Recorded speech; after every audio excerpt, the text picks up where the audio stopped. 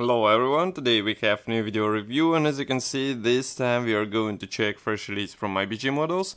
Surprisingly, this time kit is molded in 1/35 scale as it's written here, and it copies French field gun MLE 1897. It's a Polish Forces in the West edition, so as you can see it's 75mm gun. You can see it on the box art, and this is a commercial sample, so it means you will get exactly the same stuff what you will see here in this box, and we are going to open it in this video. So first of all, box size is typical for this manufacturer, even though the scale is bigger than the typical size of the models from this manufacturer. You can see that box size stayed the same, and just to prove it, I have here this truck which will be reviewed later, and as you can see it's absolutely the same size, so no worries, it won't take a bigger space in your IBG collection if you happen to have one. So as you can see, box art here is quite nice. Here you can see comparison with my hand. Then on this side we have some other IBG models in 1/35 scale, and as you can see, I hope you remember this Pioneer truck as well. I think we reviewed it too, so you can find review on our YouTube channel. Here you can see also profiles for this gun, but I think we will have more inside in the assembly manual. So let's open it. As you can see, that's the top opening box, and here is what we have inside. So there is plenty of space inside, as you can see here, so I think everything will arrive intact to use, so there is no point to worry about any possible damage.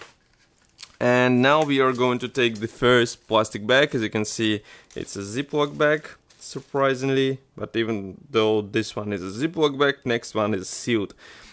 Here we have 3 plastic sprues, 2 are absolutely the same, so we are going to check only one.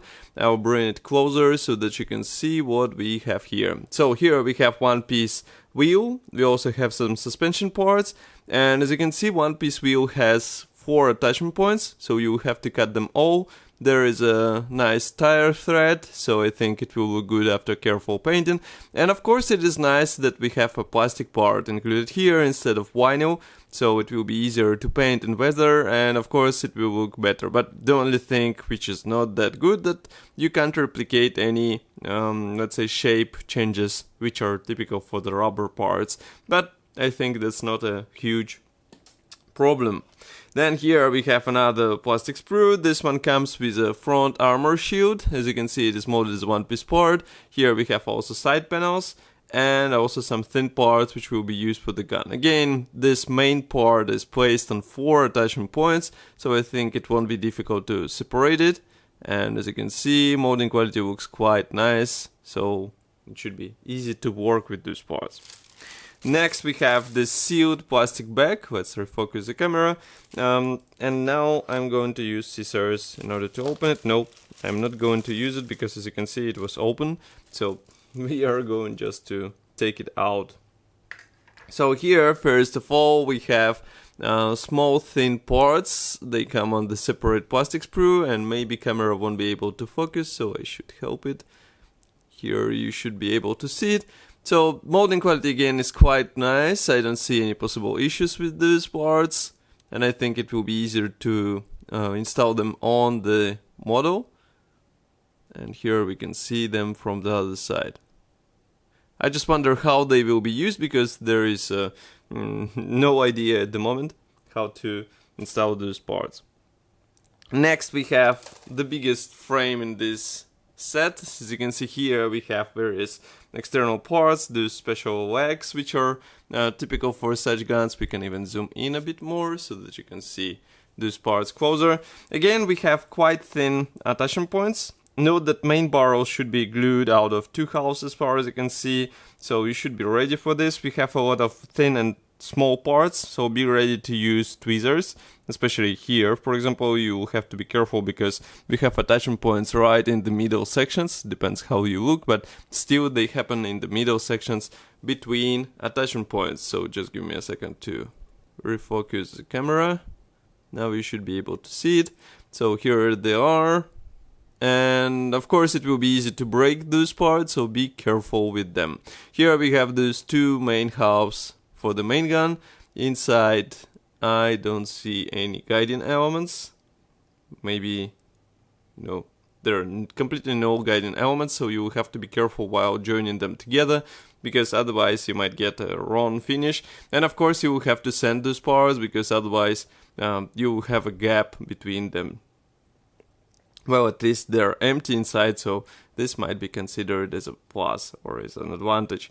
Here you can see small parts, they're finely detailed, and as you can see, there is no flash even on the smallest ones, so I think it should be a nice looking build once you install them all into the necessary spots. Here you can see those legs from another side. Of course, we have molded in rivets, so it's just a matter of careful assembly and you have a nice build. Nevertheless, we have more things to install, because we have this tiny plastic bag which is sealed. Again, I'm using scissors in order to open it. Just give me a second. So let's remove what we have here. As far as I can guess, we have several marking options, because here on this decal sheet you can see 3 different names. So they hint on 3 different marking options. Of course, decals are printed in tech mode, so printing quality is quite nice. As far as I remember, they should be easy to work with, because I assembled one of the IBG models with such decals, and it was relatively easy to apply those decals on the model, and there was no film surface on those decal symbols. Next, we have a small P thread. As you can see, this is a really tiny P thread. Even though this is a 1/35 scale model kit, still some parts are relatively small, so you have to use tweezers in order to apply them into the right spot. Nevertheless, it is cool that we have the P thread included, unlike some other kits which are giving only the plastic to you. Here we have metal parts for fine detailing of the gun, and here you can see it from another side. Okay, and next we have assembly manual. This one is printed in a typical IBG Models style, so here you can see it. Let's zoom out a bit so that you can see the whole manual. I'll refocus the camera, and now you should be able to see it. So on the first page we don't have any history note, we have only, let's say, parts map for the P parts and for the decals. Also some, as far as you can see, some legend for the science used in this manual. Colors chart is given in several manufacturer designations, so we have Vallejo, Hataka, Life Color, Mr. Hobby, and AK Interactive. So I think you will be able to find the one which is more or less useful for you, let's say. And here we have some res information about the manufacturer. Next we have parts map. So just to remind you, there are 4 frames, because this frame is given in 2 pieces. Assembly process starts with the wheels. And as you can see, wheels should be assembled out of 2 parts, even though this main section is molded, the tire is molded together with rim, still you have to attach one more part. Here we assemble legs, and as you can see, it's a quite complex process, because you'll have to combine a lot of parts together. And here we have suspension parts installed, various minor parts out of P. Be careful with this. Once again, I remind that they're really tiny and it will be easy to lose them, and then you'll have quite funny time trying to replicate them with something else. Here we install handles and also towing loop, which is used to tow the gun, obviously. Then we continue with more P parts. Actually, not P parts. Those are those thin parts which are installed in the middle. Quite thin bars, as you remember. Next, we continue with those frames. I'm not sure what is this. Maybe these are the target sights which are inserted inside. Here we have the armor shield. As you can see, it should be upgraded with separately molded parts which are installed from the inside. Next we continue with external surface. Here we also use P parts. As you can see, they will be used for the stowage bins and for the clamps, so be ready to bend those parts. And next we start to work on the main gun. So as you can see, main gun is a quite complex assembly out of several parts. Don't forget that you have to sand this middle seam, otherwise it will be quite a weird looking gun. And here we have another P part installed on the side of the gun. Next we install the armor shield into the place.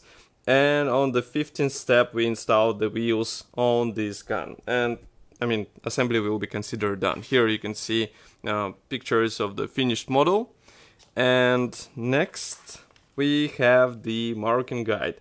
So as you remember, there are 3 marking options, because the main difference will be this name on the armor shield. It will be up to you which one you copy, and it copies this marking copies the gun from 1st Motorized Artillery Regiment, 1st Armored Division, Great Britain, 1942.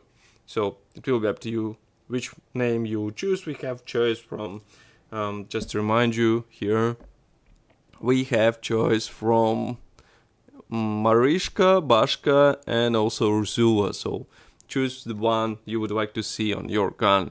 In my opinion, this kit is as good as previous small scale kits from IBG. Of course, I will be happy to hear your opinion about this kit here in the comment section below. If you like this video, don't forget to press the like button, subscribe to our YouTube channel, and I will see you in the next video review as usual. Bye.